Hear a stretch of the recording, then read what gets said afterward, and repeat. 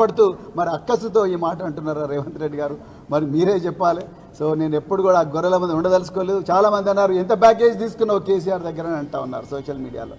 ఎంత ఎంత ఎంత ప్యాకేజ్ తీసుకొని పోతున్నాను మిత్రులారా. నేను మళ్ళీ చెప్తున్నా, ప్యాకేజీ తీసుకుంటానైతే నేను అధికార పార్టీ దగ్గర రేవంత్ రెడ్డి దగ్గర ఆయన గీర్చిన గేట్ల దగ్గర కూర్చొని మరి ఆ సీట్లలో కూర్చునేటోని ప్యాకేజీల కోసం వచ్చినోని కాదు.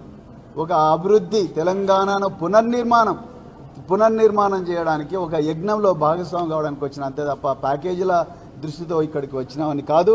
అట్లని నాకు ఆస్తులన్నీ వచ్చినాయి, ఆ దొంగ ఆస్తులన్నీ మరి రక్షించుకుందామని చెప్పి భయంతో నేను పోయిన పిరికి పందను కాదు, స్వార్థపరుణ్ణి కాదు. నేను అన్నీ వదులుకొని, ఉద్యోగాన్ని వదులుకొని నేను రాజకీయ రంగంలోకి వచ్చిన. నేను పోలీసు ఉద్యోగులు నాకు పక్కకు పెట్టి కేసీఆర్ గారు ఇచ్చిన ఆపర్చునిటీతో నేను 10 సంవత్సరాలు గురుకుల పాఠశాల సెక్రటరీగా పనిచేసి 10 లక్షల మంది విద్యార్థులను ప్రయోజకులుగా చేసిన. నాకు పైసలు అవసరం లేదు, అలా ప్రజాసేవనే ముఖ్యం అని చెప్పి ఇక్కడికి వచ్చిన. అందుకో